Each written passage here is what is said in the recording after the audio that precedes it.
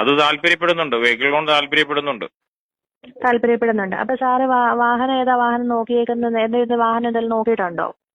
ഉണ്ട്. ഏത് വണ്ടിയായിരുന്നു? അതൊരു ഇതിന്റെയാ, ജെറ്റ് എയർവേസ്. ക്ലിയർ ആവുന്നു.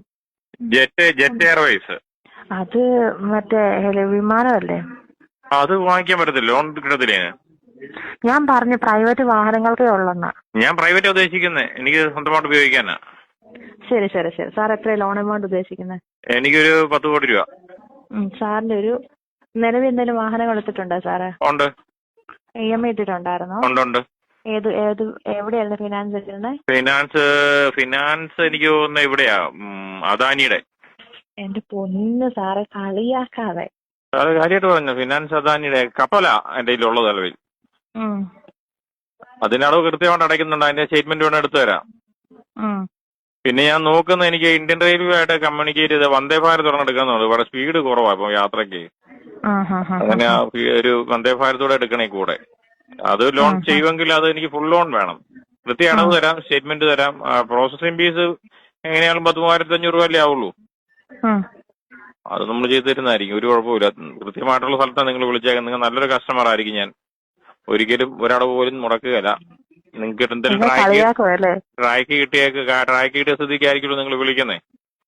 അപ്പൊ അത് നമ്മൾ ഒരു കാരണവശാലും ഒരൊറ്റ പ്രാവശ്യം പോലും മുടക്കുകയല്ല. എനിക്ക് 3 വാഹനങ്ങളും വേണം, നിർബന്ധമായിട്ടും വേണ്ടതാണ്. മറ്റൊന്ന് പറഞ്ഞാൽ എനിക്ക് റോഡിൽ കൂടി ഓടിക്കുന്ന വാഹനം പറ്റത്തില്ല. കാരണം എന്ന് പറഞ്ഞാൽ കൂട്ടിയിടിക്കും, അങ്ങനെയുള്ള പ്രശ്നങ്ങളൊക്കെ ഉണ്ട്. വിമാനാകുമ്പത്തിന് ആ പ്രശ്നമില്ലല്ലോ. ഞാൻ ആകാശത്ത് പോയി കഴിഞ്ഞാൽ പിന്നെ വണ്ടികളിലൊന്നും ശല്യമില്ല, പൊല്യൂഷന്റെ പ്രശ്നമില്ല. ഒന്ന് ചാടണം എന്ന് വെച്ചാലും എന്തെങ്കിലും കംപ്ലൈന്റ് വന്നാൽ ചാടി രക്ഷപ്പെടാം. പാരച്ചൂട്ട് കൊണ്ടാകണം, പാരച്ചൂട്ടുള്ള സാധനം എടുക്കുകയുള്ളൂ. പിന്നെ ഹെഡ്ലൈറ്റ് നല്ലതായിരിക്കണം. രാത്രികളിൽ കൂടുതൽ യാത്രകളിലായിരിക്കും യാത്ര. അപ്പം രാത്രി വെട്ടയില്ലെങ്കിൽ എനിക്ക് ഭയങ്കര ബുദ്ധിമുട്ടാണ്. അപ്പൊ അങ്ങനെയുള്ള ഞാനിത് തന്നെ ഈ പരിപാടിയൊക്കെ തന്നെയാ. ഈ വണ്ടിയുടെ പരിപാടി തന്നെ, വിമാനത്തിന്റെയും കപ്പലിന്റെയും ഒക്കെ പരിപാടികളാണ്. അത് എറണാകുളത്ത് എടുത്തു മറിക്കുന്നത്. നിങ്ങൾക്ക് എവിടെ നിന്ന് നമ്പർ കിട്ടിയേ?